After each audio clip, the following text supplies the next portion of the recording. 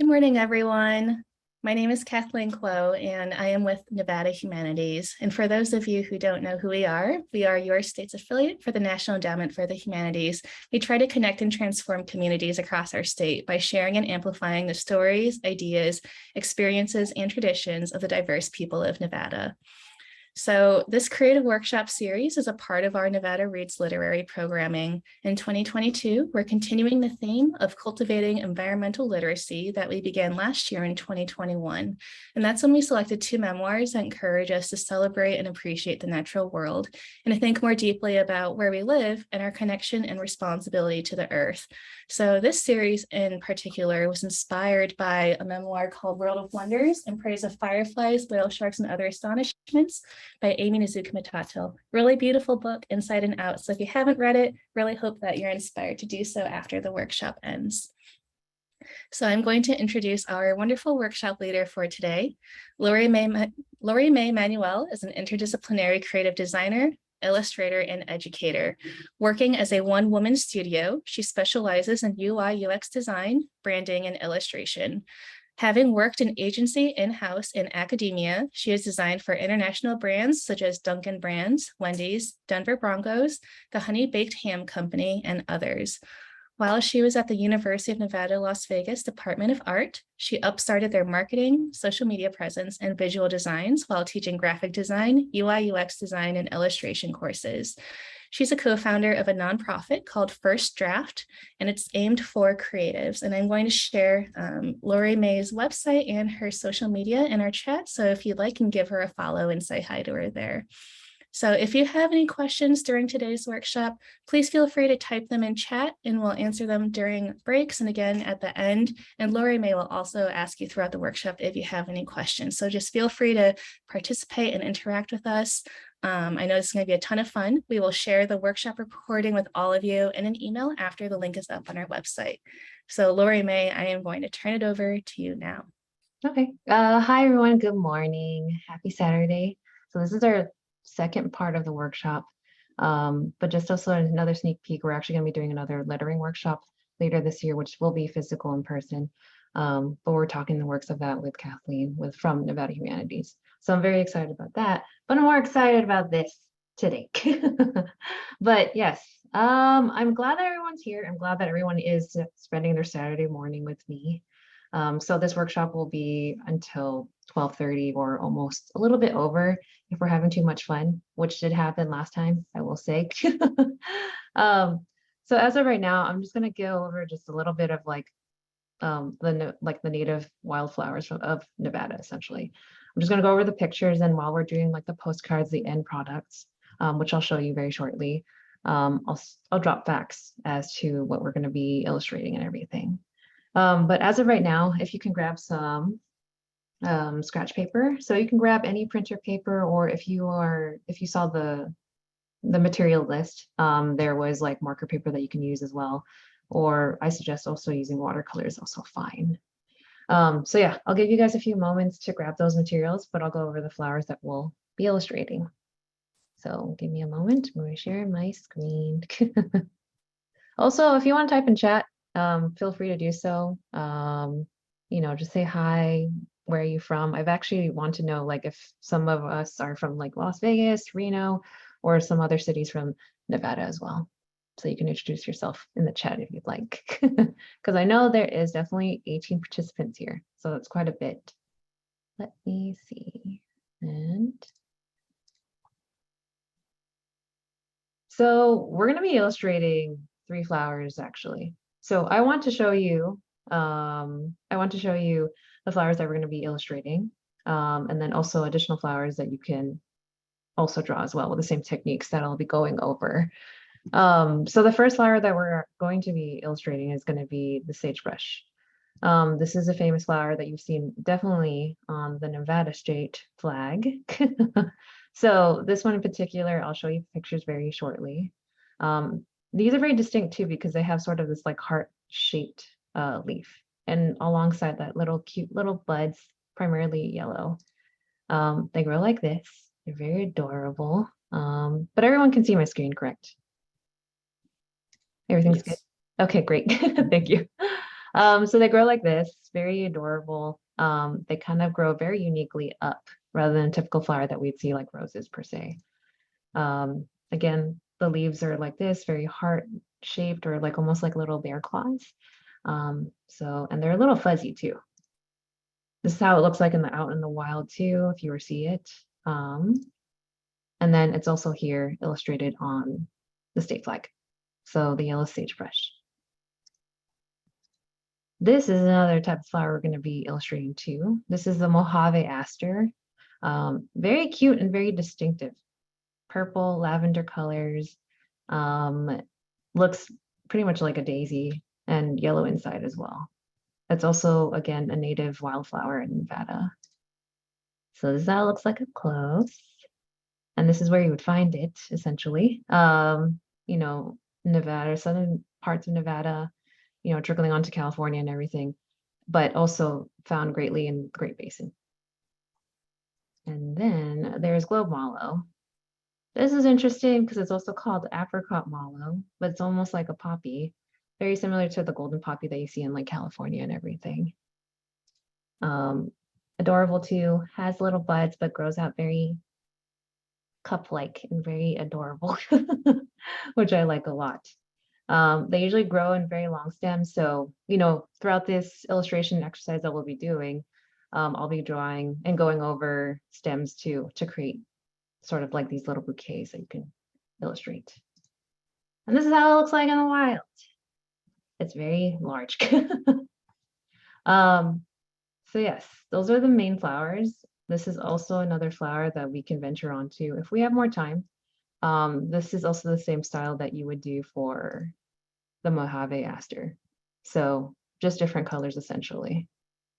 All right, let's get on to the exercises. So let me go share my screen. So everyone can see my screen, correct? This is my desk. Lots of messy things everywhere because I have lots of markers everywhere.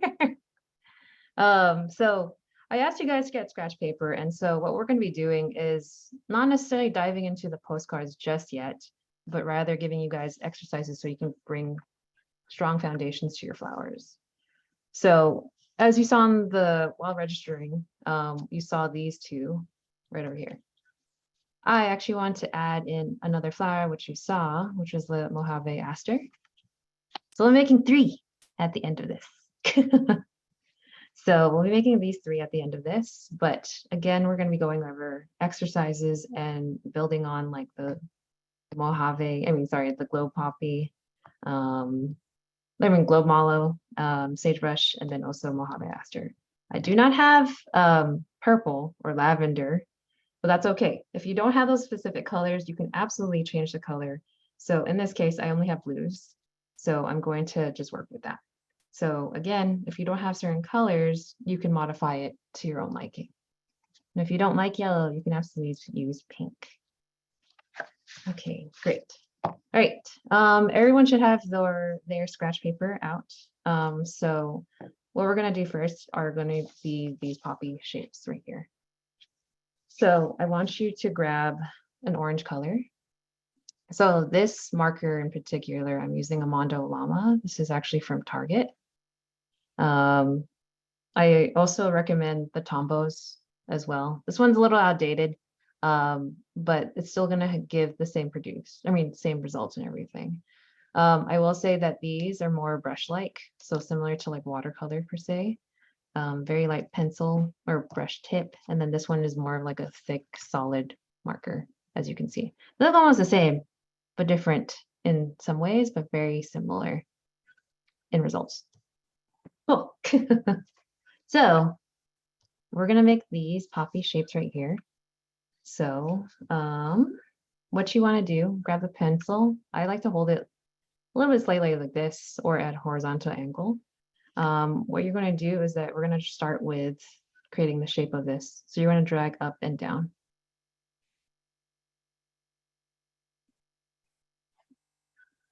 Let me just pull up chat too. Sorry about that.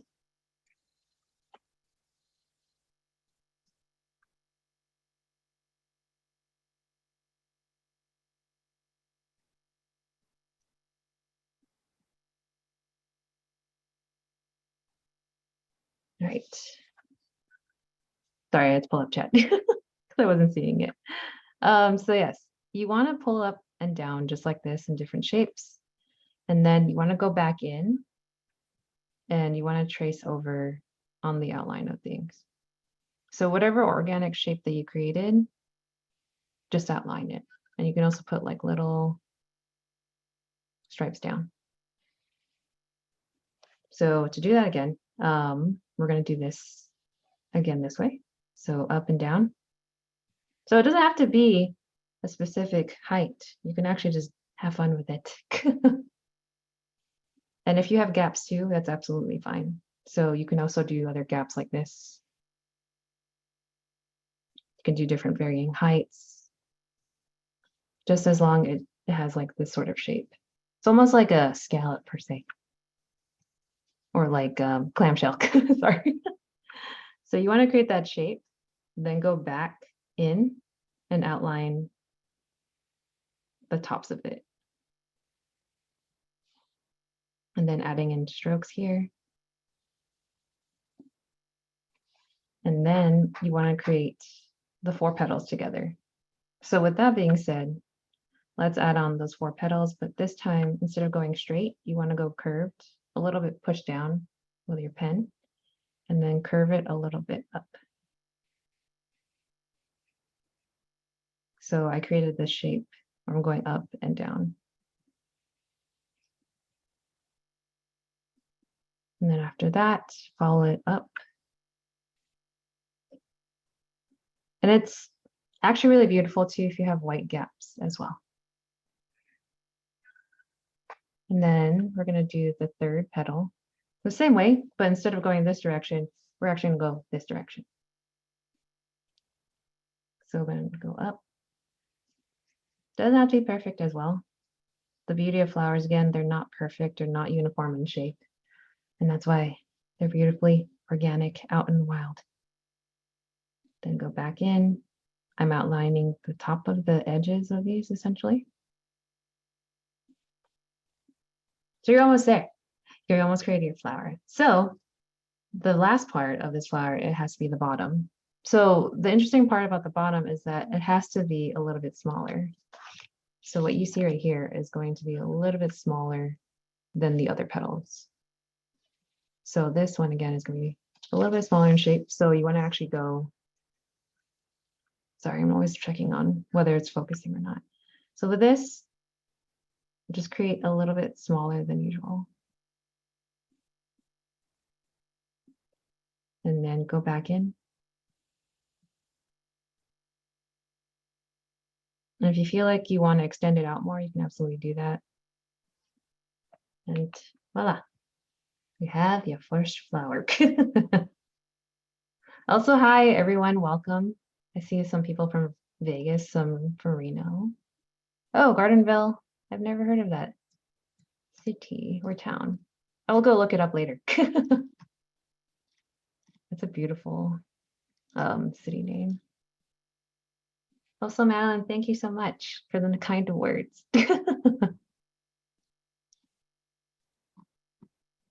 Okay, so that's it. So that's basically one of the flowers. So I'll be going over this more in depth once we create the full concept of the postcards, essentially.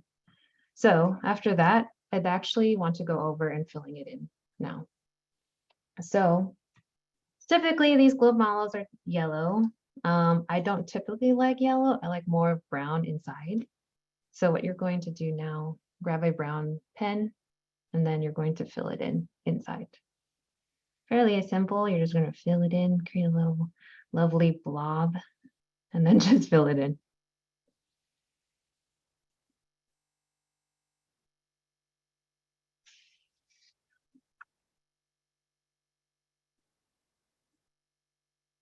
And the beauty about brush tip markers too, it's almost very similar to watercolor, where you can layer more colors in.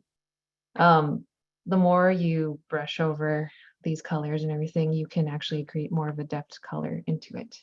So right here, I'm also going in, I can create like more of a darker color. How's everybody doing? Everybody's good? Good? Okay. Thank you. All right. So after filling in, we're actually going to add the stems inside. So with that being said, you want to create long stems. Not too close though, because if you do it too close, it becomes almost like a blob again, which you do not want to do. So try to space them out in different heights. So if you want to see a little bit closer, I don't think you can see it that close, but putting it in different angles and heights. And then when you're at the edge or the bottom part of it, you can put little ones as well. So again, if you didn't see that, I made the blob, filled it in very lightly, then created lines,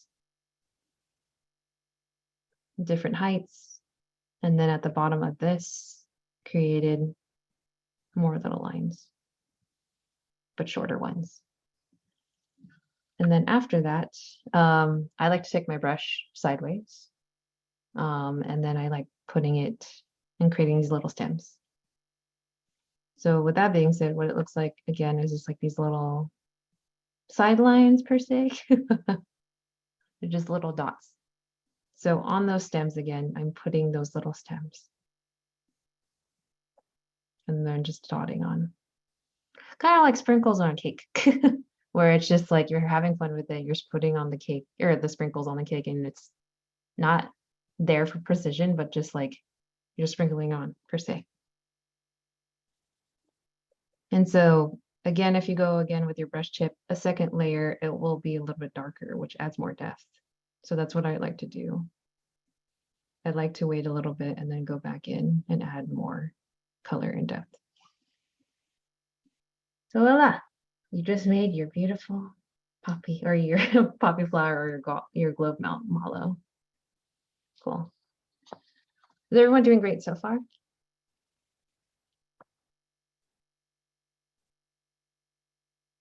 I see everyone's so focused, which I'm glad. All right, so we're gonna move on to the next flower, which is going to be the Mojave aster. The Mojave aster is going to be very similar to daisy. So by all means, like if you do not have like the lavender color, I did say that you can grab any color that you like. You can also do a pink, you can do a blue, whatever color that you like. But I would suggest a more brighter color because the inside of it will be yellow. So grab one of your favorite colors that you'd like. I'm using blue. You could use blue again. So I would suggest a blue color. I want you to also get a yellow color and also a darker yellow color. So these three colors right here. So yellow, more of a golden or darker yellow, and then any flower that you'd like for your daisy or Mojave aster. So I'm going to choose blue. Cool. All right, let's start on to the daisies.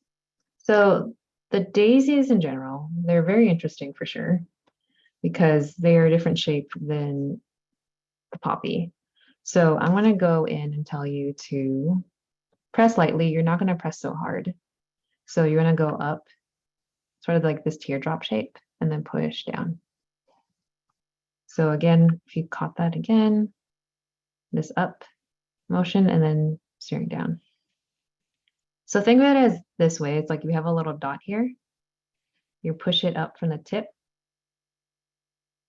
put a little pressure and then release slightly. So again, if you want to practice this, you can put a little dot.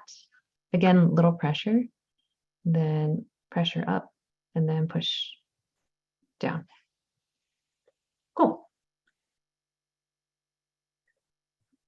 So we're going to make the daisy. So keep in mind the center needs to be blank because we're going to put in, we're going to make the fill of the inside. So again, to make this a little bit easier for you, you can create just like a little circle of dots. and do this. Because then this way you can actually pull in from those markers and see that you can create a petal easily. So again, you can do this. So pull it up slightly and then push it back down.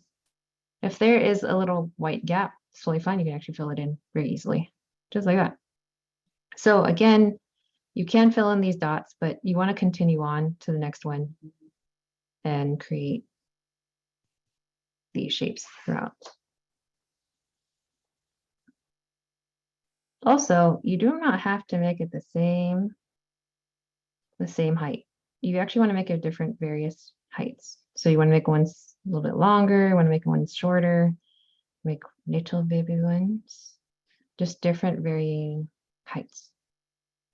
Because if you do have the same height, also fine too, but it's more beautiful because again, wildflowers are different shapes, different colors, or I mean, different lengths as well.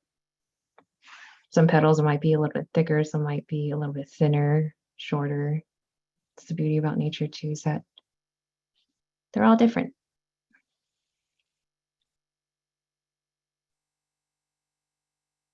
Voila, we made your daisy. Are you using the side of the marker or the tip? I'm using both. So usually I will pull from, this is the tip right now, and then I will push a little bit slightly to make that shape. Sorry, I was looking at the camera. So again, I do pull with the tip very slightly, like no pressure, and then push down very slightly. So if I were to do that too with too much pressure, it would look like this, which also does work well, but daisy petals do not have large petals like that unless you're really making a massive thing. So keep that in mind. So we're going to do more of those little daisies. So to make it a little bit easier for you, you can do again like little circle with dots like it did, and then have fun with it.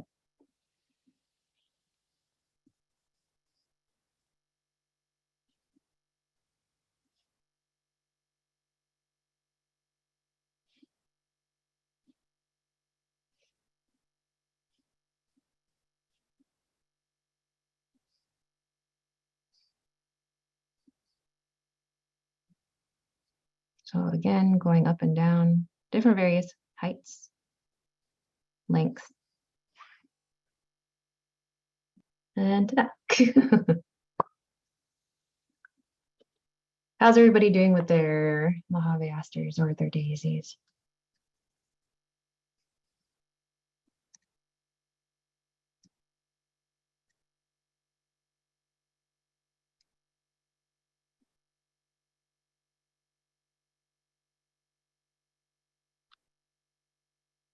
Great.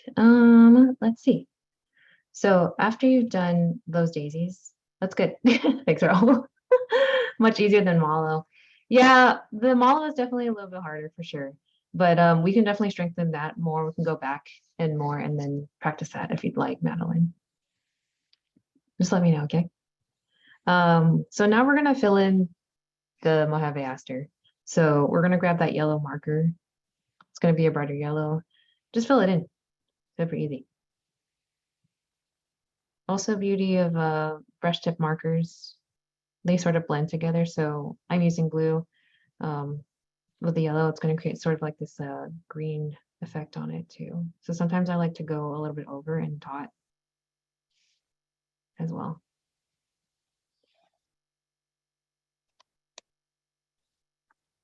So after that, I grab the darker yellow in comparison, and then I will add more depth. So I'll let it dry a little bit. It's been probably like more than 30 seconds or so. Then I go in and then just create dots. Sprinkles on cake, essentially. So again, keep in mind, you do not want to press it so hard. You want to do it very lightly. So if you are doing these dots, make sure that you do not press so hard because again, it will become a blob. You want to make this is a no, and then this is a yes when you dot it and sporadically. So again, think about it in sprinkles per se.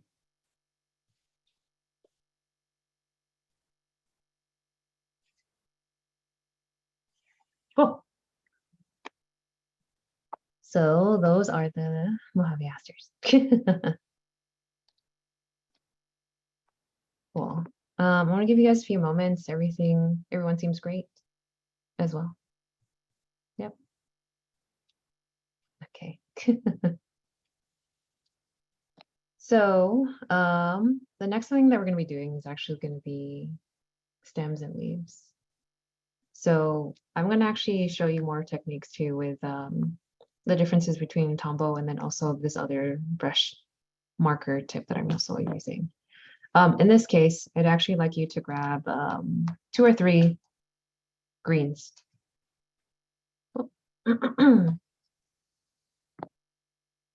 I prefer having like a lighter green and a darker green as well.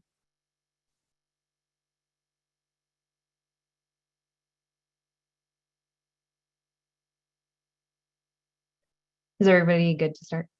You can do a thumbs up or everything. Okay, great. Cool. So there are many types of leaves. As you can see right over here, like the sagebrush has more of these like cute little heart shapes and everything, which we're also definitely going to learn. You're also going to learn the like stems as well. And you're also going to learn these sort of like organic shaped leaves as well. There's also this style too, where it's like a brush and you can let go. You can actually see the same pressure where it's like I will pressure or do a little bit heavier pressure than the ones in the middle of the leaves. So we'll be doing that as well. And not only that, we'll be creating like little pumpkin seed buds and everything, then add more depth. So the reason why I want you guys to also have 2 different colors is because you can create little buds like this, where it's like, this one's like about to grow and about to blossom. And then there's also a sort of depth, because I personally think that it looks a lot better when there's 2-dimensional colors rather than it being like one flat color. And again, keep in mind too, if you are using the brush markers and then just kind of going in over and over again, you can create more of a depth and create more of a, like a stem or branch like feature and stuff. So we'll grab your lightest color right over here. So I have 3 right here. I will grab the lightest color right here. So we're actually going to play around with pressure too, which is going to be very beneficial too. So we're going to actually create a lot of lines. So I want you to play around with this too and create pressure and then push down and then light again. Because it seems that everyone's having, or a few others are having a little trouble with this, which is fine. I really want you guys to kind of strengthen your pressure with these pens too. So I would also suggest too making some stems or lines like this very lightly and also a little bit farther apart, so you can adapt into them to create more leaves. Cool. And then if you have a Tombow one, which is a little different from these Mondo llamas, this brush tip is a lot thicker and denser. So you can also do the same thing, very light pressure, but then push down as well. But it's still going to be a little different from each other, but the same sort of results. Cool. So everyone has those as well. So now we're going to create sort of these leaves that are going to be a lot different. So you're going to create these leaves where you push on the pressure right here. So I'm pressing very lightly and then pushing down and then releasing back up. So same thing where you're creating these lines. So again, I'm doing this very light pressure, push down, then go up back up. So I'm doing this at an angle, push down, and then back up. If you're doing that with a Tombow, a little different. You can do the same thing, push down, and then light up. Or you can just also fill it in as well. Sort of these like pumpkin shapes.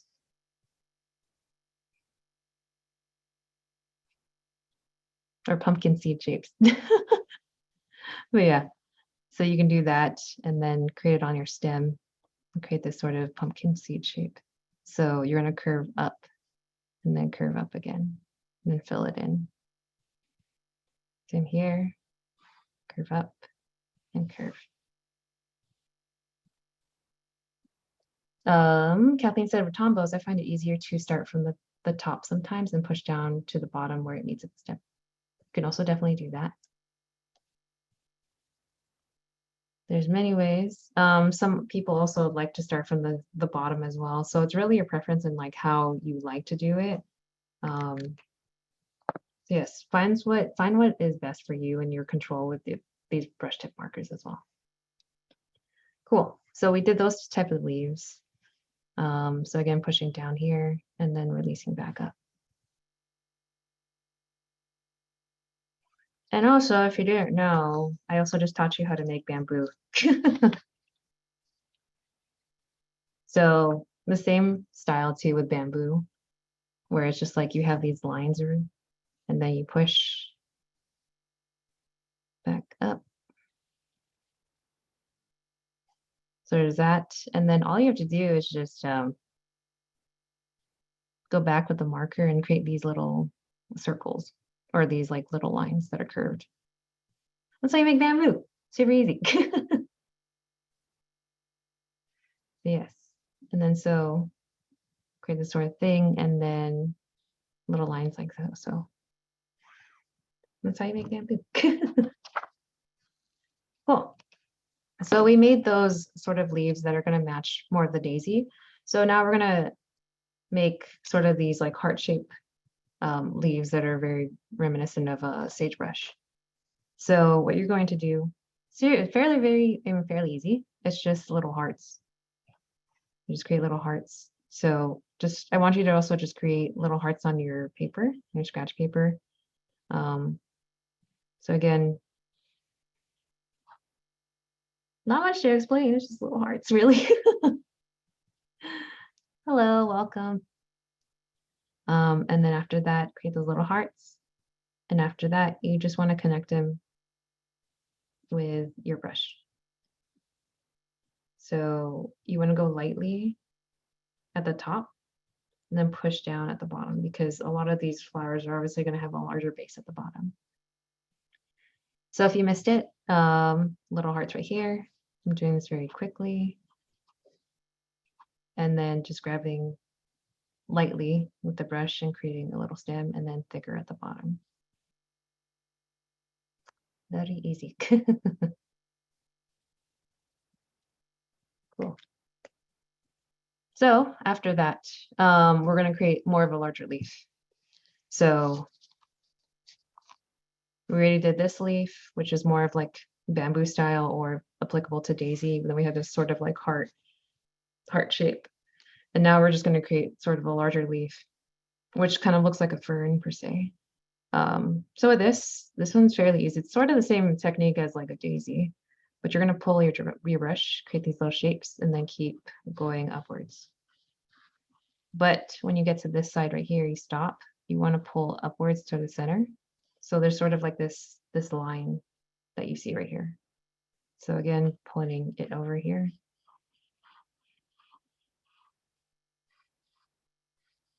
So I'm also using the side of the brush more than anything. So here's a smaller demo too, again. So I'm pulling it this way. And then making sure that I am making the top leaf more straight. Imagining that there is a stem there. And then going back in to do the other side.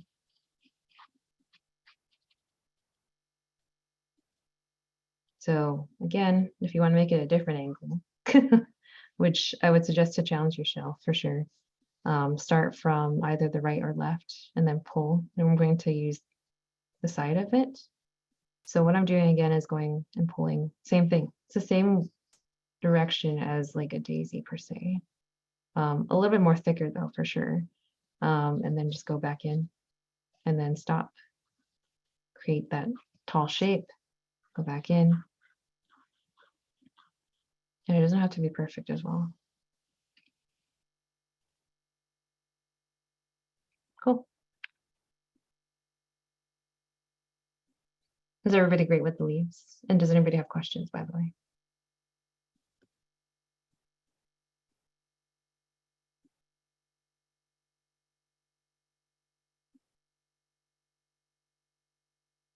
All right, I'll give you guys a few moments for the leaves. So again, we went over these leaves right here, straight line, push down. If you're using a tombow, I would create these little pumpkin seeds. And then if you are using a more of a brush like pen or brush or brush tip marker, that's going to be more like, very similar to brushes. Again, pushing very lightly and then pushing down and then releasing back up. It's right here, push, release, push, and then release. So we did that. And then again, filling it in, you can do bamboo shapes. Cool. Your instructions are very good, very clear and easy to understand. Thanks, Lorrie. We have the same name. For the bigger ones, can you also do the line first and then the leafy parts that follow the edge? Yeah, you can absolutely. So you can do the line if that makes it a lot easier, which I also agree absolutely with Kathleen. So you could do the line and then follow back in and then do that same shape. So again, doing that. I would also agree that it looks better too, because like you see that it creates that line and stem. So it creates more depth too. And then you can also go back in very lightly and create these little lines as well. Voila. So again, to do that again, create this line. Very thin line. So again, barely any pressure on that. And then going back in. Same technique as the Mojave aster or the daisy. And then remember to stop right here and make sure that it's tall. And then going back in. Cool. Another technique too, that is a mixture of these two actually, is that you want to create sort of a line here too. But this time you can do little hearts too. So this one's gonna be a lot more messy, a little bit more messier, and then just different shapes everywhere. So you can definitely do that where it's more of an organic shape, but then this one's more of like a fern per se. Oh, Jennifer says that she can't get the tombow pens to do what you've done with those leaves. This leaf in particular.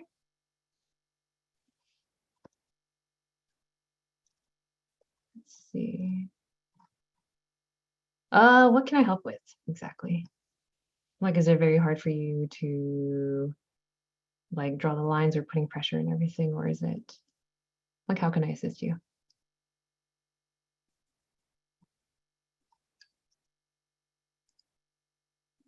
Let's see.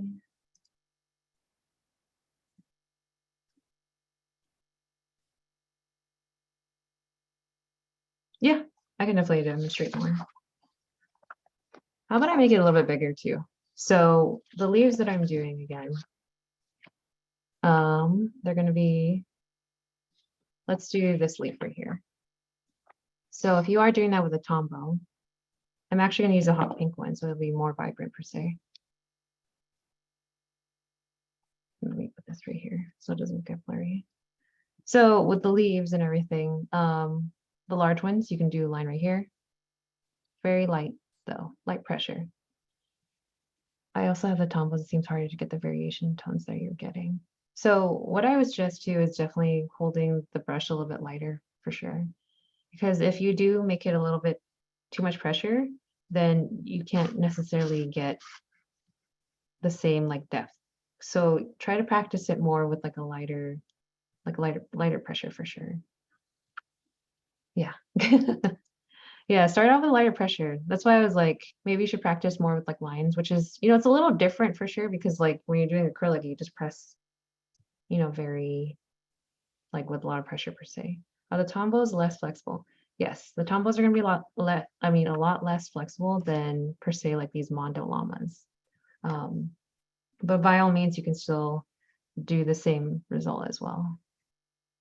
So if you are doing that sort of leaf texture that we did right here, this one right here. So again, going with a light line. and then putting in very light pressure. Also keep in mind too, like if you're using a very bright color, you don't necessarily see much of the lines as well. So you want to make sure that you're holding this with very light pressure as well. Because if you do it with very dark pressure, you don't really see too much of the depth.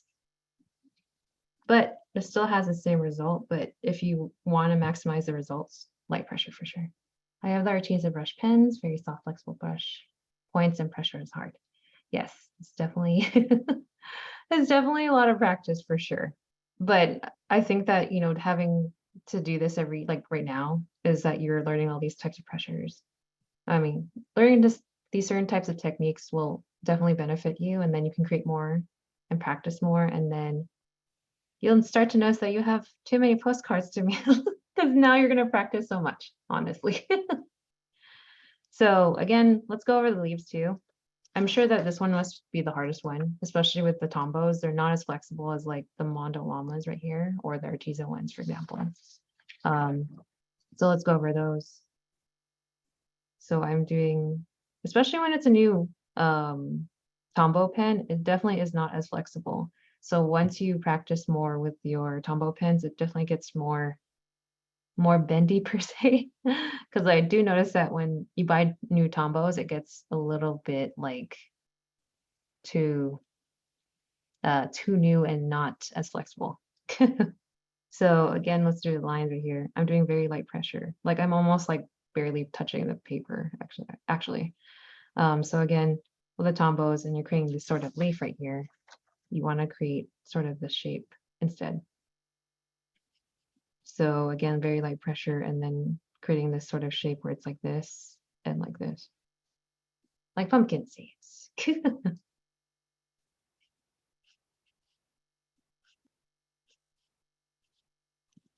And also, the faster you go with your brush strokes, the easier it will be. So that is another tip as well. Because if you go too slow, then you tend to create like a thinner line, and that's how you create the stems. So with the leaves, you want to go pretty fast, because then if you go a little bit faster, then your brush will become, or like the stroke will become thicker. Does that answer your question? So I hope that helped.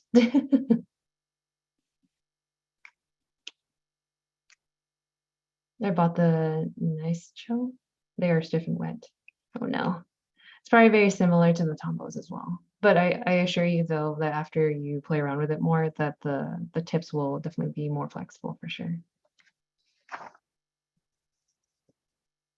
I like the leaves are forgiving in this imperfection or imperfectedness. There's no one right way. Yeah. So that's the beauty too about these flowers for sure, is that it doesn't have to be perfect.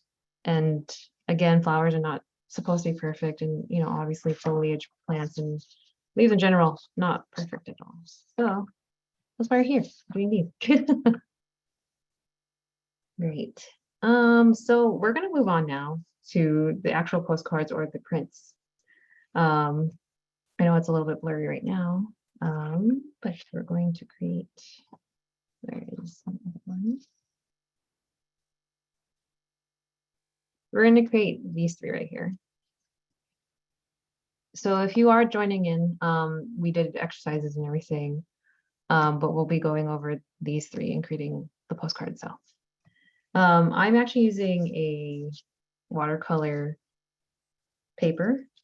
The best way, the best suggestion I would suggest for like marker too, like you can use a multi-use paper. You can actually use marker paper, which I wouldn't suggest though for mailing postcards because it's a little bit thinner. And these watercolor papers, I always travel with these all the time. This is from Artist Loft. They're fairly inexpensive too. But these are just sort of these pads that I would go out, travel with and stuff like that. And then bring my markers in a few colors or even just watercolor and just draw for fun. Say like you're out in the garden or your backyard and you can just illustrate any flowers that are in your backyard. It's very fun and easy for you. Yeah. So again, I've gone these These are the artist level 2, and then this is 140 pound. Not going to go too in depth into paper, but you can definitely find these at Michael's very easily. They're about like $5 or $6 for this. You can also go to Michael's and have 50% off coupon if you'd like to do that, save more money. But yes, I usually just typically cut it at 4x6. So postcards again need to be around 4x6. So I usually just get a paper cutter. And then just cut it at 4. You don't have to do this. I'm just showing this as an example. So you can definitely just use scissors, but I have a paper cutter by hand, and I just measure out to 4 inches. This is already by 6 inches already, widthwise. So I just cut it right here. If you go any larger than 4x6, it does cost a little bit more. But 4x6 is typically a letter size. And if you are going to mail it out as a postcard, it will be only around like 55 cents for a stamp with it. So yes, if you don't have a paper cutter like this or so, you do not have to do this by all means. But this is sort of just a little demonstration of what you could do. So again, I just got this piece of paper right here, and then I just pulled out the paper, and I will always have 2 postcards with that and a little bit more. And with this, you can create like cute little, please repeat the botanical name of the flowers as we start. Yeah, no problem.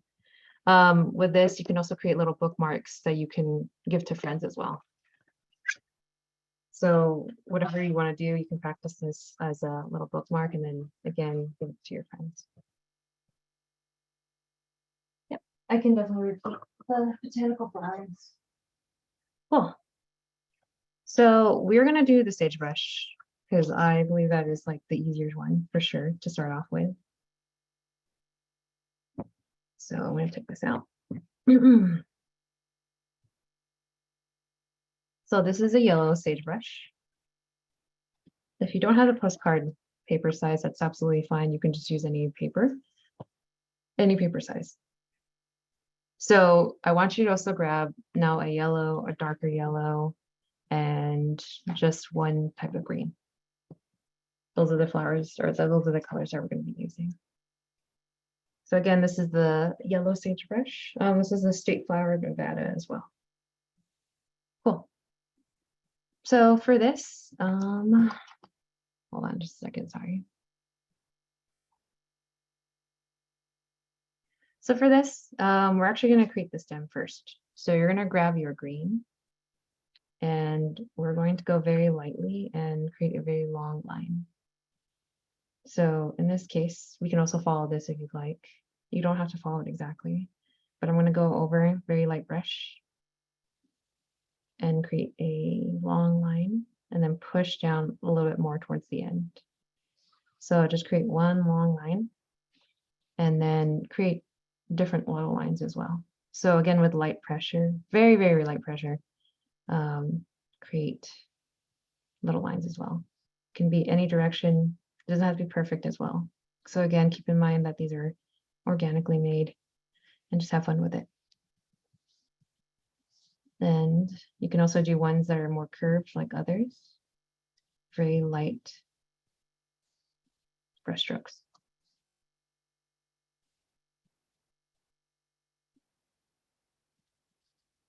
And then I'm going to put this one. This one's a little bit thicker because it's more at the bottom.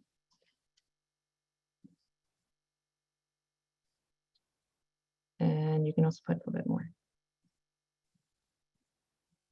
Cool. Everybody has their line.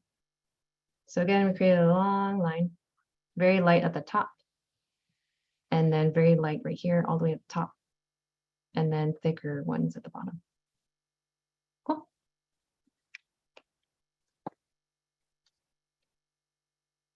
Oops. So you're still going to grab your green marker. Sorry about that. And we're going to work on this right here. This right here with like the little stems and stuff like that for your sagebrush flowers. So keep in mind, I don't necessarily want you to go like, hit the line. You don't have to follow me, but you can watch this part of thing. You don't necessarily want to create like these lines that look very stick-like. Like, don't think about like snowman arms. Absolutely try not to do that. But you want to go in very lightly and then actually add a curve to it more. So there's sort of a curve that you can see right here. So this is a good branch for the flowers, essentially. So again, we're adding curves rather than lines like this, which is a no. So again, grabbing that and then doing more of a curve. Cool, everyone got that? Cool. So with that being said, we're gonna start off with these flowers right here. We actually do need like little lines too, but again, keep in mind, we want it to be curved. So you wanna add little lines and then curve up. Very light pressure for sure. You wanna have like a total of 5 or 6 on each of these, maybe the top 5 on the branch. And then just have fun with it, really. It doesn't have to be very perfect or anything like that. And then just keep adding some more.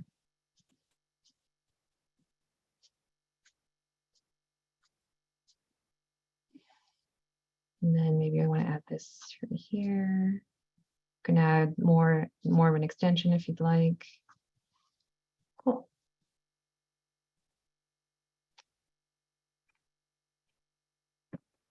So again, keep your branches or these particular flowers not straight, but rather with a curve. So it has more of a beautiful organic feel. Cool. Then after that, you're gonna grab your yellow marker. Again, if you don't have yellow, absolutely fine. I would try to use like sort of a pastel pink if you have that, or more of a pastel color. Because the reason again is that you need a darker color to complement it, to create these sort of dimensions with this. So again, grab your yellow color if you have that. You can also, again, like I said, you can use pastel pink or light blue if you'd like. And then with this, we're just going to create little circles onto those little branches that we just made on the top.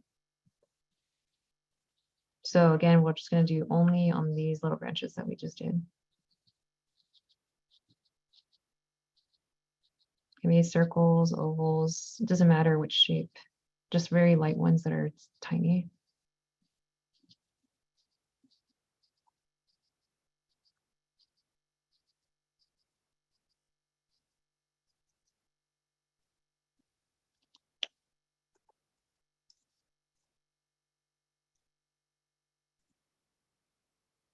So let's drop some facts about the yellow sagebrush.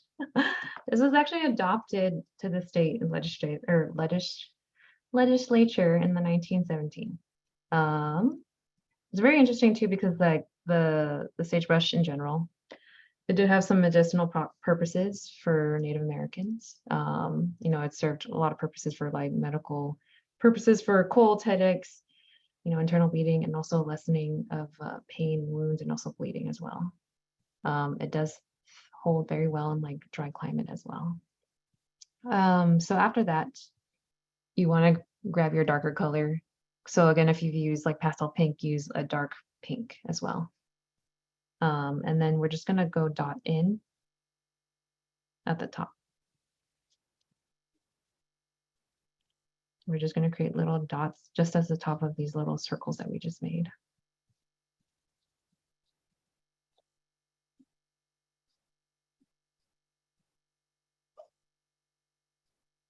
You can do 2 dots.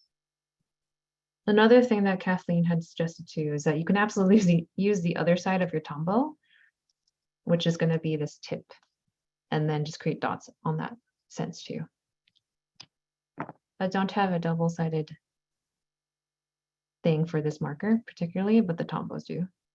Some of the pens that you may have right now may have it too as well.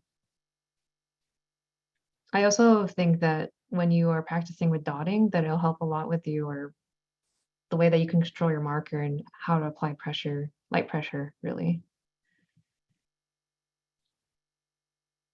Cool. Is everybody great now with the little flowers and everything?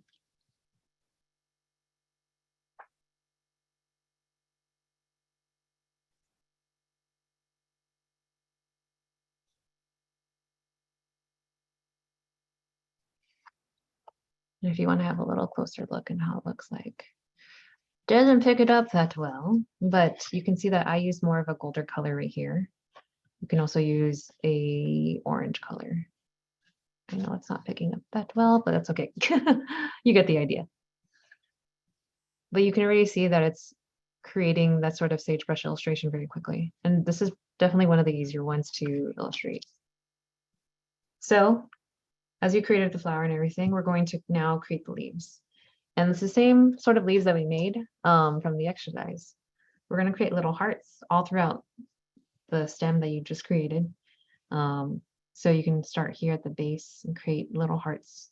Again, grabbing the green that you had just used for the stem, and then just create little hearts all throughout your stem or your flower. Don't worry that it looks very, like it seems like there is a lot of space. Just have fun with it, and we'll add more later on. So again, we're just adding little hearts everywhere. So you can add hearts here. You can do that technique of adding random hearts everywhere. And also for the sagebrush, they also have that very heart-like shape at the end of the leaves. So you could do some with those hearts at the end as well. So add, go as fast as you'd like, honestly. Say like this part right here is a little too barren. I can actually layer on more of those hearts like this, and then just add that little top that we just did. Or say like this part right here is a little too barren. Like I want to add sort of like a new leaf that's coming out sort of right here. So I will create these little hearts and then add a very long leaf at the end.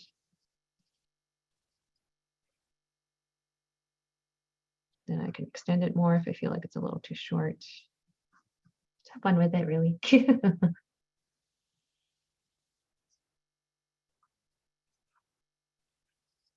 Cool.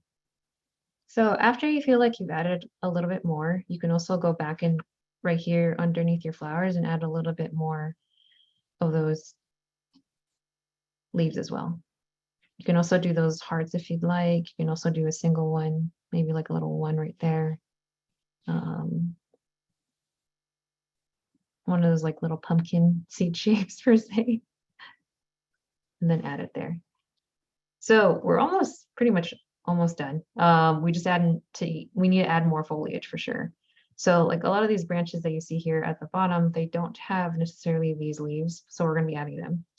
It's almost the same technique where we will be doing these right here. So we're going to add more leaves, and say you want to actually do more branches, you can absolutely add definitely more branches for sure. So you can add more in different directions everywhere as well.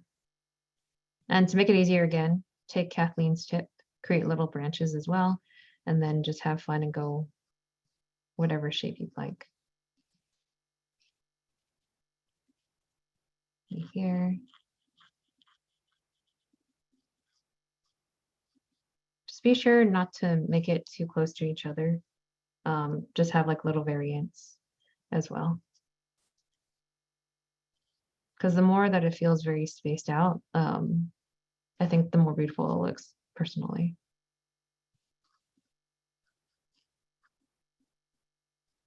And then keep in mind these little sparse spaces, just fill in and then just make it and go in and make the stem a little bit thicker in that case.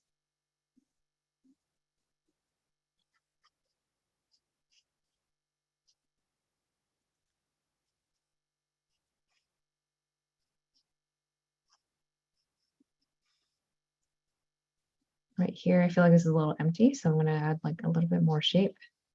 Same with here.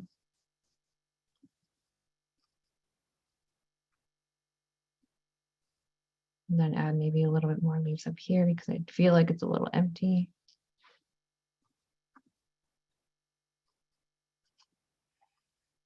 There you go. So I'm going to give you guys a little bit more time for the leaves, and then after that, we're going to add like these little, the little buds just underneath, like these little, can't really see it on camera too well, but it's just little lines that we'll go over as well. Right. So again, I'm just filling it in. And those branches that you see at the bottom, again, you can go back in, create little lines too, to create more depth.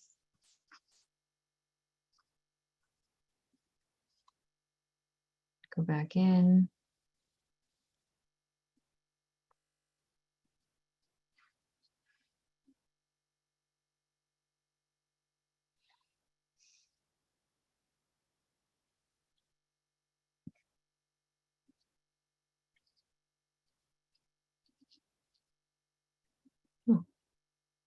So now I want to move on to creating these little stems that I just explained. So with this, it's very easy. It's just very tiny little lines. Or you can use dots too. But what I'm doing exactly is that, say I have my flower here. I'm just gonna make it very large for you guys to see. So what I'm doing essentially is that I'm creating these little lines like this, where it has like a little bud per se. So again, I just create like little lines like this. If you have a Tombow brush pen, you can actually use just dots, or you can draw little lines like that. So it's really up to you. Lines are definitely going to be a lot easier for sure, just to color it in. But this is something that you don't necessarily have to do, but it adds a little bit more character to your to your illustration.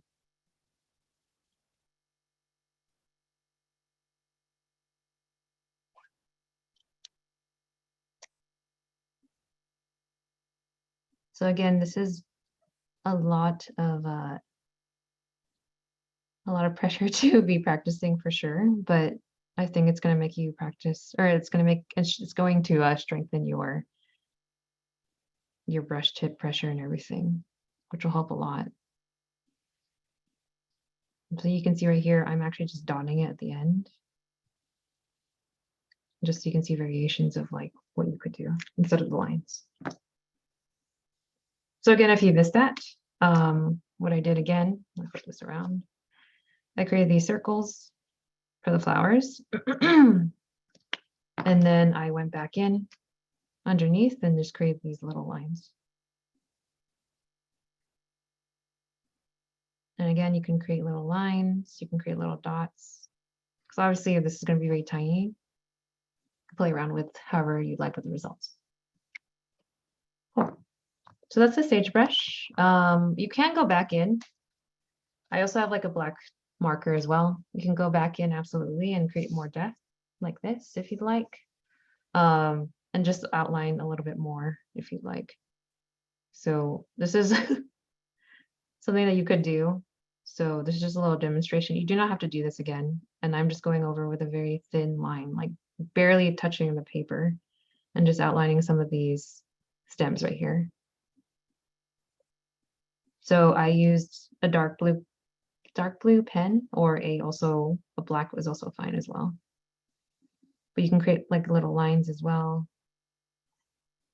And then create stems for the leaves and the flowers that you just made. So it adds a little bit more depth as well. Again, not necessary, but if you'd like to do this, you definitely can.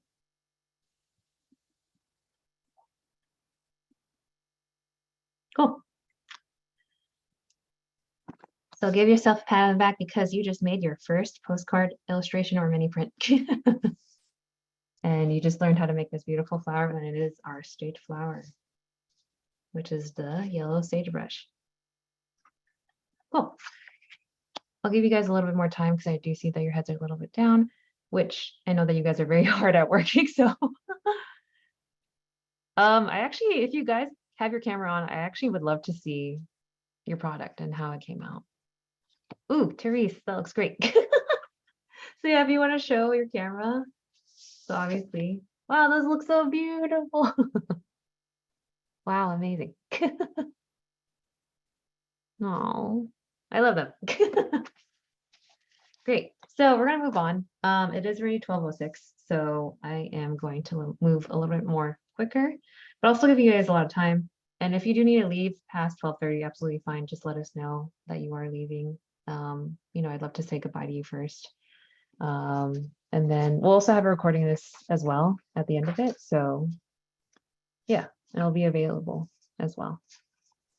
So the next flower that we're going to be doing is going to be the Mojave Aster, which is this one right here.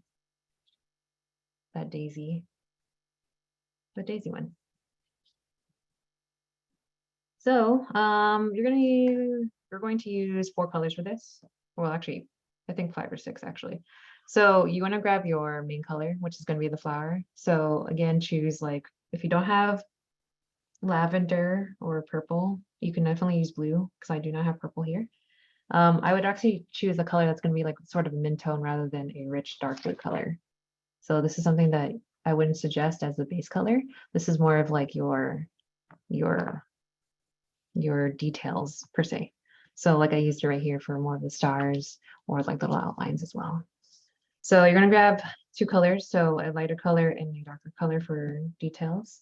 You're going to add 2 greens right over here. And then your 2 yellows. So overall, 6 colors. If you don't have 2 greens, absolutely, you can use just 1 green. That's fine. But if you want to add more depth like this, I would suggest these 3 colors. So if you missed it, it's right over here, 3 colors as well. Jennifer notes that she discovered the other end of the tombow, which does the finer lines. The other end was frustrating. Yeah, it is a little frustrating for sure. But I think with practice for sure, it is definitely a different medium for it's like a different medium per se, especially if you are used to like drawing with graphite or charcoal. But it is a very rewarding medium too if you like to travel a lot and then just want to bring markers with you. So the practice, I mean, the more that you practice, the more fun it will be for sure. Because for me, I felt like this was a little I felt like this was a very daunting task for me to do because I'm so used to drawing everything with like pencil and drawing the outline and everything. So, but trust me that, after a few practices and trials and everything, it'll be definitely a lot easier. Lori's question, what are the thoughts about using pens to outline a picture and then going back in and using watercolor and paint and fill it in? I was thinking about trying that with roses. You can absolutely do that. I think it's going to be a lot easier for sure if you are trained to, outline everything first. It's really up to you. I feel like I've trained myself to sort of like draw these things like organically. I do think it's more fun this way because it doesn't have to be so perfect. And I think that's the beauty too, again, about using or watercolor without any outlines is like creating shapes and then it's sort of like a therapeutic thing to outline it afterwards per se. I think tombos are water-based, right? I haven't tried using it with water and then, yeah, you can definitely do that too. You can, like these ones too are watercolor pens as well. So you can add more water, you can add more like a light, airy feeling with your illustrations as well. Cool. So we're going to create the daisies. You don't have to do 4, we can do 3, absolutely, just because we are a little bit shorter on time, but that's okay. So we're going to add those little dots that kind of serve like it as an outline or base. So we're going to create 3 of these. If you'd like to create 4, absolutely fine. So I'm just going to create these 3 right here. So I'm going to create little circles. So I'm going to create one right there. I'm going to create another one right here. And then this one right here. And if you want to make a 4th one, you can. You do not have to do that.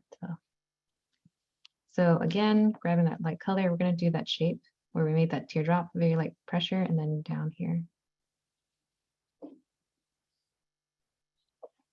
And again, it doesn't have to be the same height. It can be different variations of height.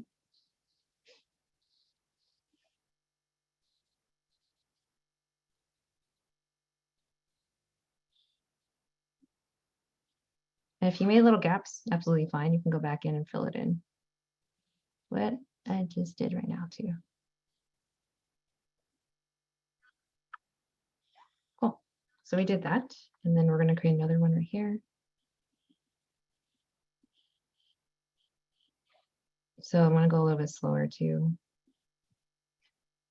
I think honestly, if you go a little bit faster, it's better for sure. But again, if you go slow, then you can understand how to do the form and everything. So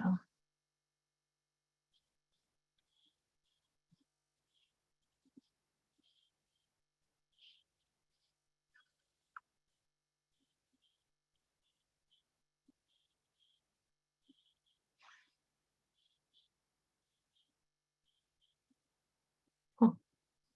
Then let's do this one. I'm just going to go a little bit faster on this one.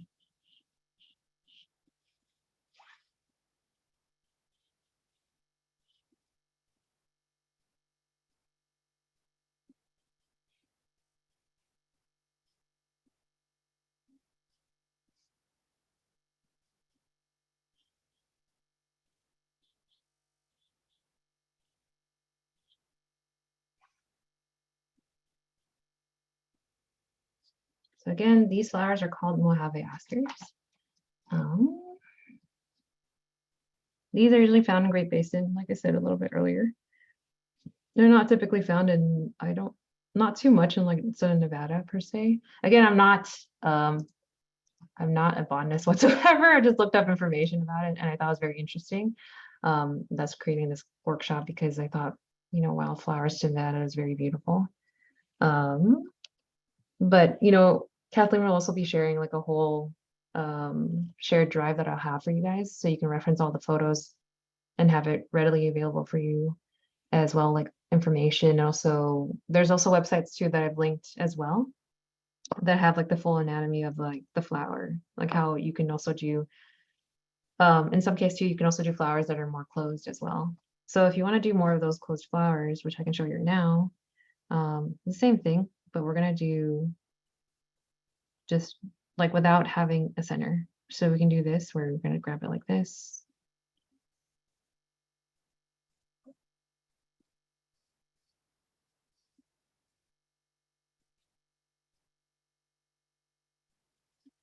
And just leave it like that.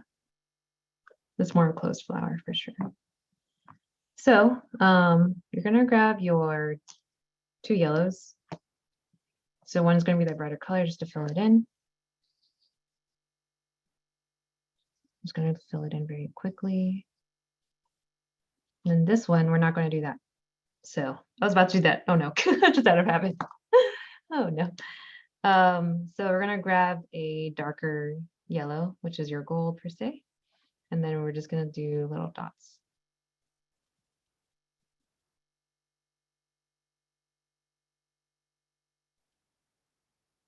Keep them spaced out as well. Just think of it as like little sprinkles as well.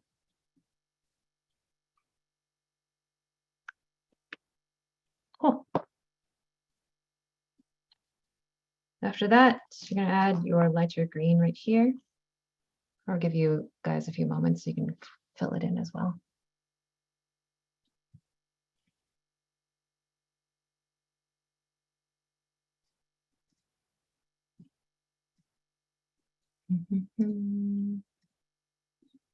So Mojave aster is also known as the desert aster.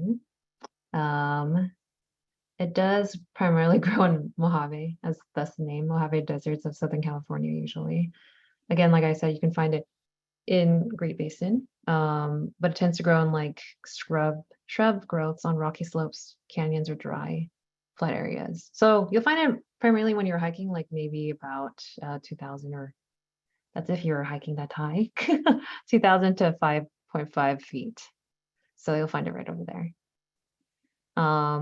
These usually bloom in spring, but they can also bloom in fall as well. So after this workshop, if you do go hiking and if you do find them, please take a picture and then tag Nevada Humanities or even us, or me, sorry, why did I say us? you can tag Nevada Humanities or me, hello, Lorrie May, and then, possibly if you are holding the postcard, and you can take a picture next to it per se. Cool. So right over here, we're going to create the stem very quickly. So from here, I'm going to grab and pull, just pull across. very lightly first. And then I'm going to pull this across right here. I'm also going a little bit thicker, but suggest going very light as well. So again, creating this. This time I'm actually going to do, for this bud, if you did do it, I'm just going to fill it in. Sort of like a cone shape actually, like that. And then I'm going to go like so. So there is variations too where you can actually go through and under the stem. So if you want to do that as well, you can definitely do that if you've done that. If, like you said, say that you made this flower a little bit bigger than usual or bigger, then you can definitely do that. Because I prefer that more than this one right here. Cool. So you have your stem. And we're just going to go in a little bit so you can see that it's going behind the flower per se. Now we're going to add that darker green. This is a darker green. And we're just going to outline the stem as well. So what I'd like to do is actually go from the right side per se. So I'm going to grab and drag it just on the right side. Right over here, right side as well.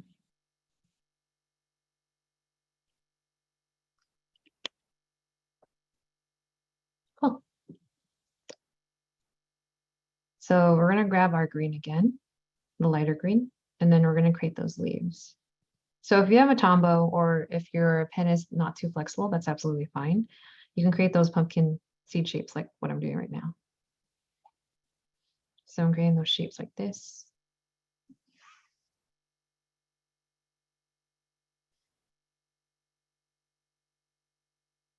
And then if you have more of like a lighter brush pen, like how I do in this one, again, you're doing light pressure and then pushing up and then letting go. The same result, really. So again, light and then pushing up. Light, pushing up.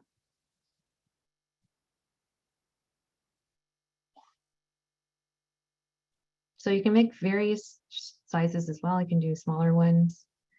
I like doing the smaller ones at the end as well. You can also do double ones if you'd like. Right over here. Cool. I'll give you guys a few moments to create those leaves.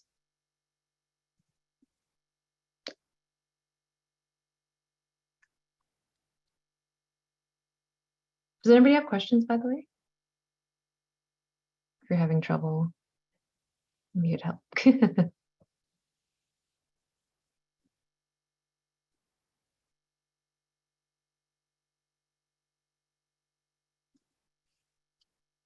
Great. So I'm going to move on now to grabbing the dark green color again. And now we're just going to go back and create the outlines as well for the shape of these as well. So you see that there's different variations that I've done. I've done some with a little bit more of an outline, which you can definitely do. There are some too that are filled in.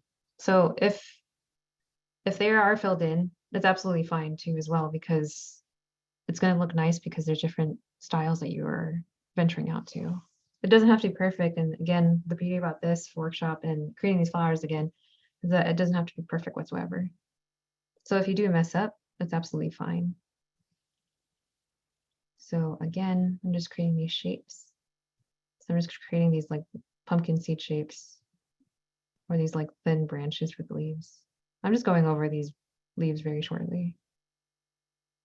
You can also go outside of it. And then right here, like I've created like this shape here. I actually messed up right there when I did it. So that's absolutely fine that you are doing that. So again, like I'm definitely not perfect making these whatsoever. So if you want to do sort of these little mistakes, it's also fine.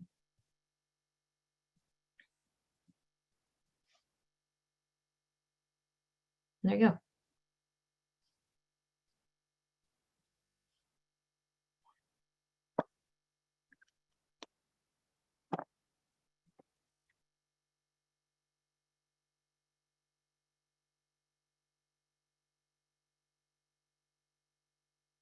Cool, I'll give you guys a few moments to do the outline.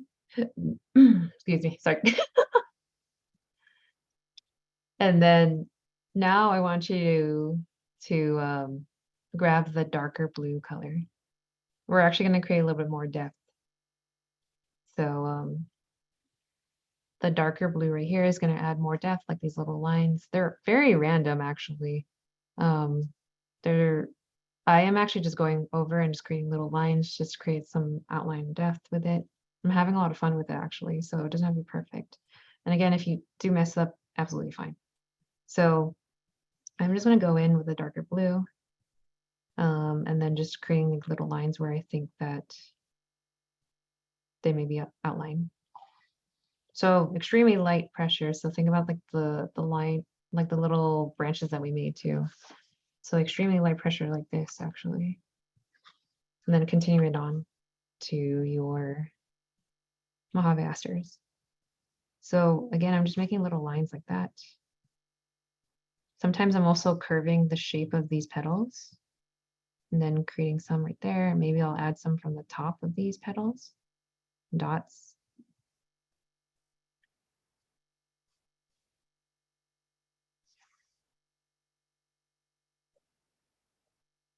And then sometimes I'll do like maybe a little 3 like that.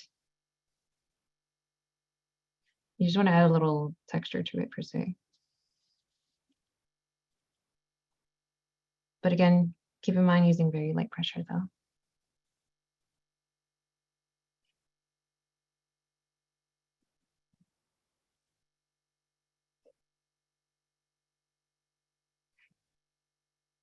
And then right over here, if you did a closed bud, I would just go back in, maybe like a few of these.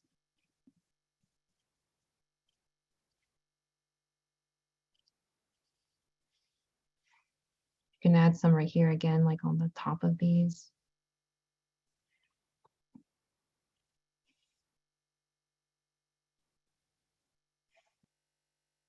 Oh, so. And then if you also want to add, so a lot of the stuff that I do for my branding, I just like putting little sparkles. So you can definitely do that if you'd like. So again, with very light pressure, you can do this like that. I'm just creating little stars. If you have Tombow, like for you, it's easier for sure. If you have Tombow thing, you can just definitely draw little stars or little circles.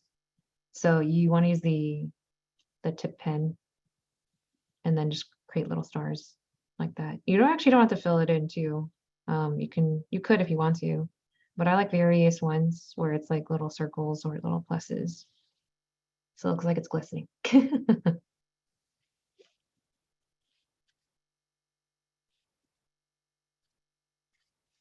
Cool.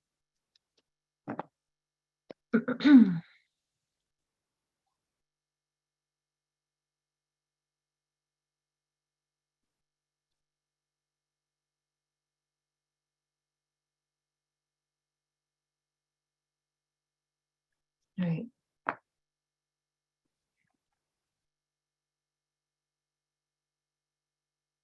How's everybody doing?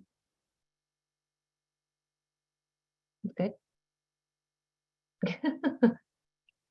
I know that it is 12:25 at the moment. If you do have to go, that's absolutely fine. But if you'd like to stay, I'm going to go over the poppy, which is going to be the hardest one per se. But I really truly love this one, like the Globe Mallow poppies. But again, like Kathleen said that if you have any photos of these workshops, you can send photos over to Kathleen herself with her email, or you can also tag Nevada Humanities with all those hashtags. All right. So we're going to move on to the Globe Mallows. This one definitely is very beautiful for sure. So what you're going to use for this, again, you're going to use 2 types of greens. So in this case, I actually use my Tombow instead and a lighter green right here. You're also going to use a orange color, and then I use red. Again, if you don't have orange, I was just using maybe like a mid-tone color and everything, and then also adding more depth with a different color as well. So add those two colors, and then you're going to add brown and black. So overall, 6 colors.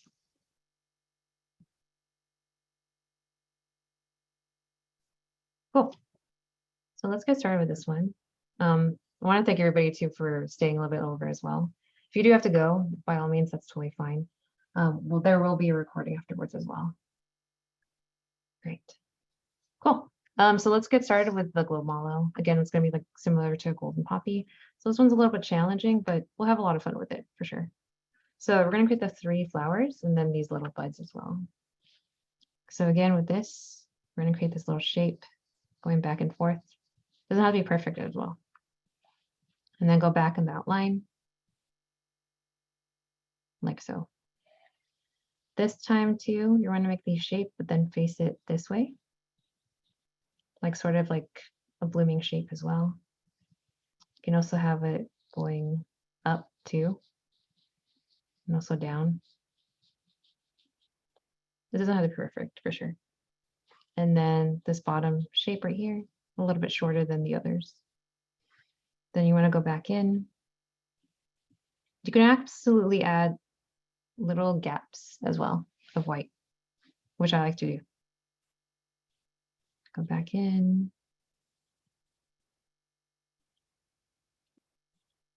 Voila. And then you can go back into a darker color, or I mean a darker pressure. I mean, sorry, harder pressure for sure. Cool. So that's flower number 1. And then we'll create flower number 2. So again, creating the shape right here. I'm just going up and down with the marker like this. And then we'll create another shape. Then outline again.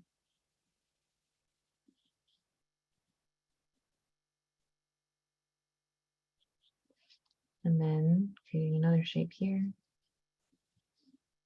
Outline as well.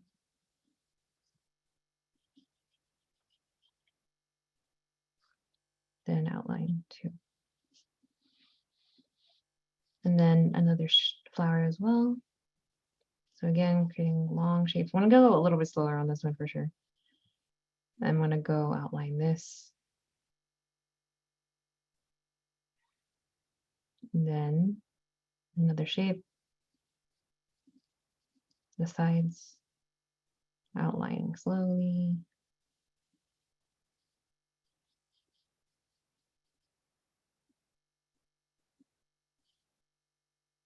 And then the bottom part here, a little bit smaller.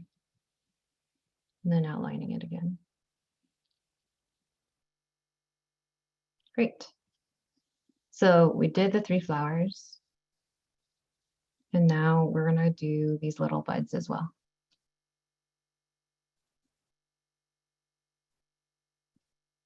Bye, Lorrie, if you've left already. Thank you so much for joining in. Thanks for all too as well. So now we're gonna add these little buds right here. So I'm just gonna add these little shapes. Again, the same thing, it's almost like the leaves that we created as well, but we're creating it sort of like this tulip shape. So create 3 of these almond seed shapes.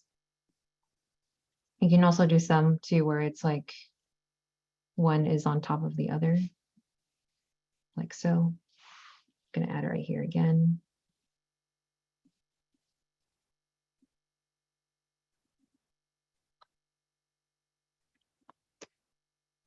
Bye, Michelle. Thank you so much. Have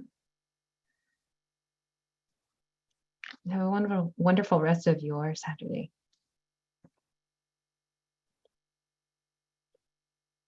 All right. After that, you're gonna grab your green as well.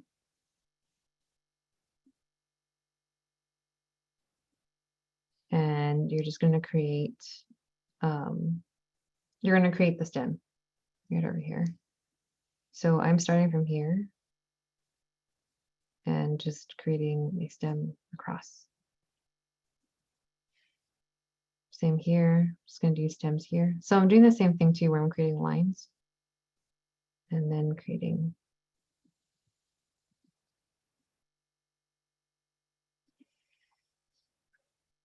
Then I have one here, which is very cute.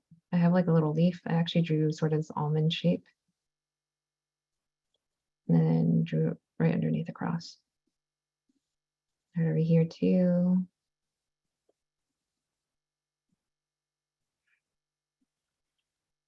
Thank you, Linda. I'm glad that you're going to be practicing afterwards too. So I created the stem and now we're just going to create those pumpkin seed shapes. You can also do those little hearts as well.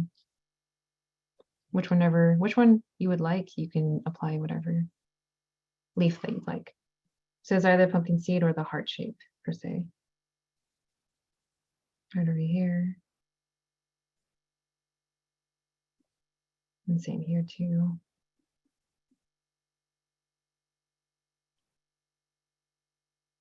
Maybe I'll add some leaves here as well.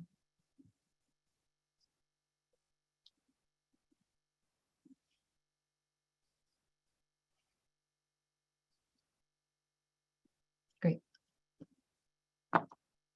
So now I'm going to use a darker green. So I'm going to use my Tombow one for this. And then we're just going to go back in, create the leaves and make a darker shape. So I'm going to do sort of this variation of what we did with the Mojave asters. So again, these are called the globe mallows, but you can sort of do this shape or you can fill it in this way.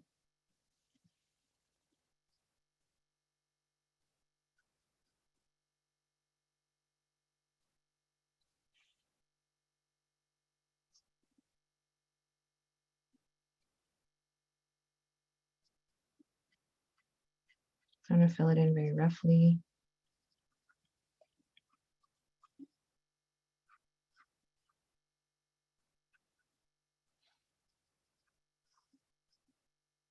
And then I'm going to also add maybe some leaves and variations of this as well. Adding a little stem right here. And then maybe I can add a little bit more leaves throughout the whole illustration.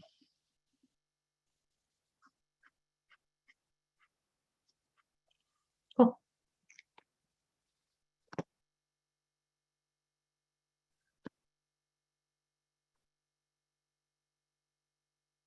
After that, we're going to add the stem inside.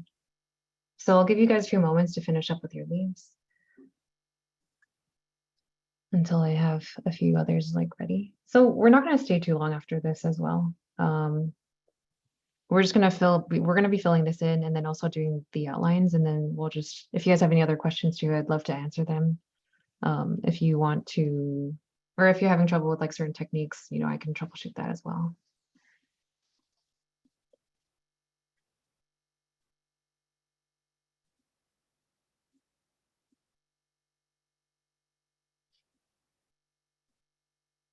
Also to add in some facts as well, since you are drawing. Globe mallow is also called the desert globe mallow. It's also called the apricot mallow. You'll find this a lot, California, Arizona, Nevada, and Utah. Usually in the Sonora and Baja California, Mexico, but you'll also find this plant in the desert shrub below like 3,000 or 3.5 feet. It's like usually on dry, rocky slopes, edges of sandy washes. You can also find them in roadsides and undisturbed areas. It does require a lot of full sun and well-drained soil. So, yes.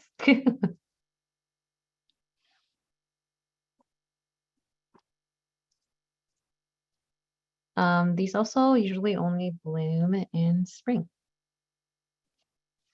All right. So I'll give you guys a few moments for your leaves. I'm going to actually just fill it in. This one's going to be very easy. So we create as little blobs. I'm using the brown color as well. And I'm just going to fill it in.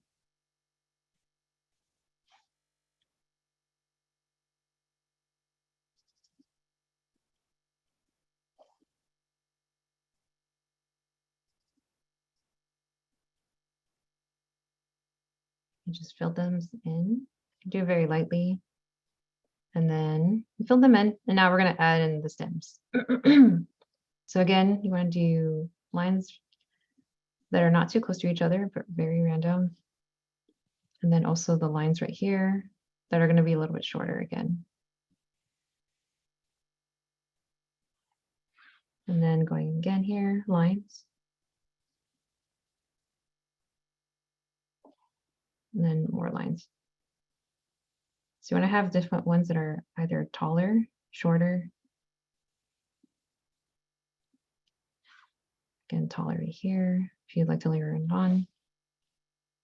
And then add in those little stems with those lines, like so. And then add those little dots.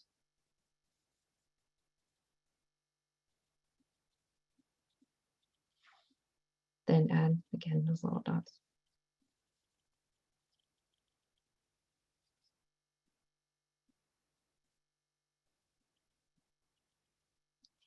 Cool. Actually, I feel like I want to add a little bit more here. Great.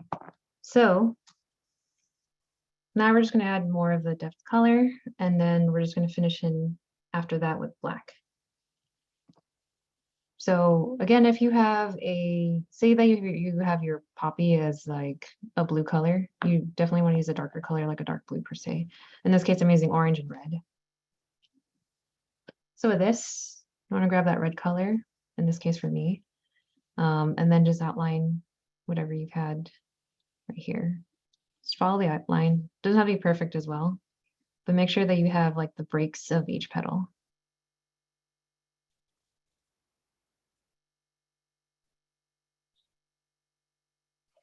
Follows that line. You can also stop with outline, not having outline too as well, and then just kind of paint in different areas as well. Create lines, create more depth. You can create little lines like this. So that'd be perfect. So right now I'm just actually rushing it. Sometimes I'll paint in like a full block of line.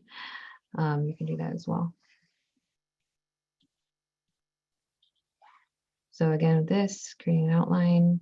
I'm doing this very, very fast actually.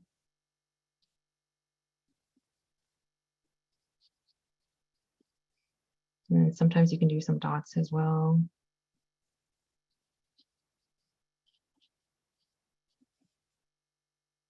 See right there.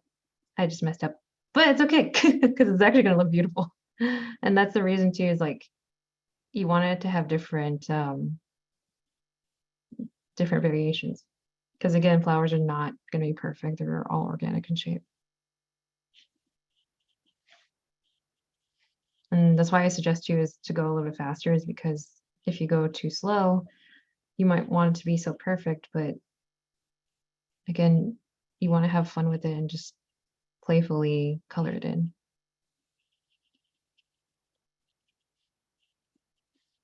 Yeah. So I did it really fast, and with that being said, it added so much more depth now. So maybe I'll go back in and just add like little lines per se. Very light strokes.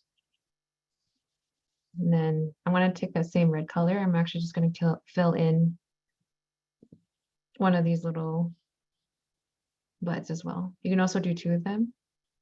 So variations. You can also do a line like this.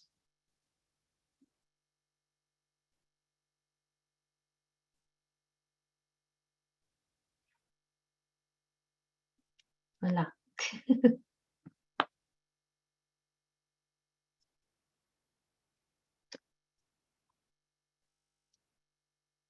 So I'll give you guys a few moments to finish up that.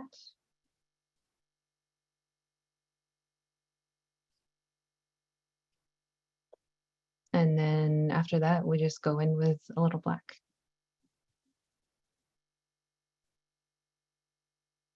How's everybody doing so far?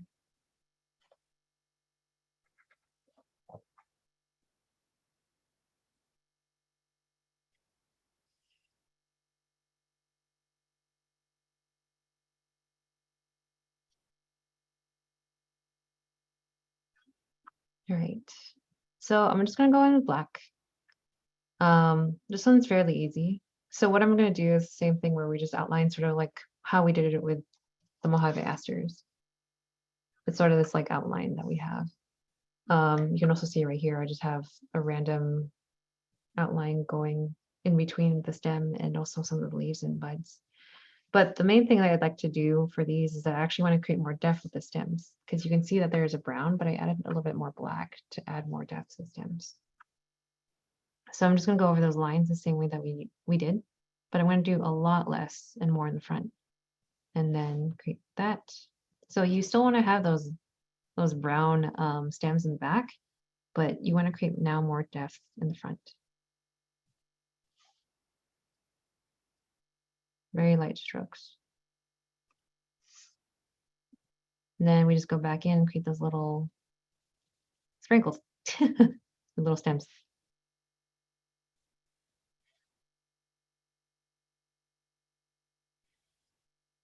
There you go.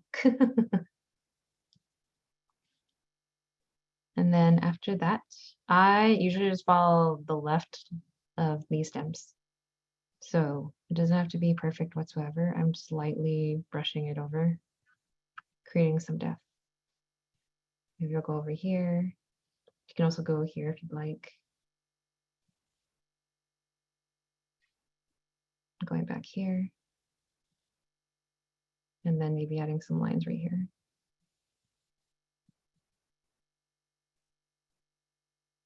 Again, you don't have to do this for every single stem, but it adds so much more character to your illustration. So maybe I'll just stop right here and add maybe some character here.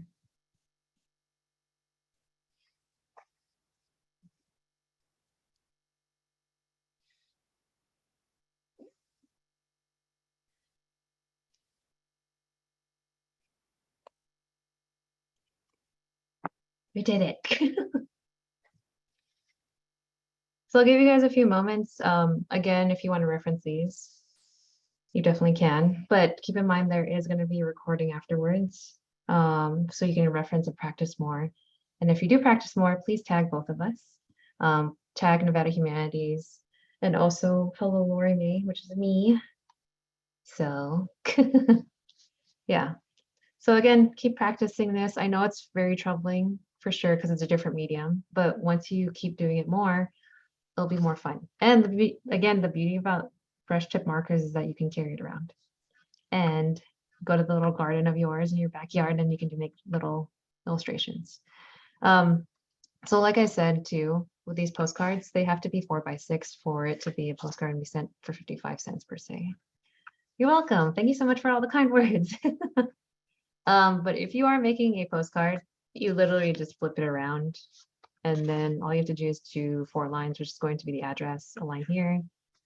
You can also write like a little message telling yourself, maybe you can mail it to yourself and ask you and tell yourself like, hey, you did this wonderful task of creating this illustration just for yourself. Or say that you're awesome or something like that. And mail it to yourself as a little reminder. Or you can also obviously mail it to other people as well, your loved ones. Oh, thank you. Kim, you want to tag Nevada Humanities? Kathleen, if you'd like. Oh, it'll be in the email as well. Thank you, Kathleen. Yeah. Thank you so much, Lorrie May. Yeah, no problem. I had a lot of fun for sure. Thank you everyone for coming to our workshop today. I hope you enjoyed learning a little bit more about different techniques you can use with brush tip markers to illustrate flowers. I could see these again, these are beautiful postcards, but if you're into nature journaling, these would be great for your nature journal and other places that you'd like to add little flowers and foliage. We will be emailing everyone a link to the video once it's up on our website and YouTube channel. We'll have more information about where you can tag us on social media. If you haven't already seen, we have a little gallery going on our website of the photos that people have been sending us of their artwork. So we always really appreciate when you send us, images of what you made, and our workshop leaders really appreciate seeing these as well. I know we have a former workshop leader here. Now she loves seeing your pages. We had another one. We just love seeing what you make. So thank you so much, Lorrie May. If you're not on our mailing list already, you can sign up at nevadahumanities.org. Our next workshop in this series will most likely take place in November, in person in Reno, and we'll try to have one more online one in December at the end of the year. So again, if you're signed up for a newsletter, we do send out monthly newsletters that have reminders of what's going on, and social media. We also let people know about these events. So thank you so much. We'll email you information about the link, the Google Drive folder that Lorrie may send, and then social media information about where to tag us. And you have any other questions after that, you can email me. So I hope you all have a wonderful rest of your weekends, and thanks again so much for coming. Yes. Thank you so much, everyone. I had a fun time with everybody. Thank you. Goodbye.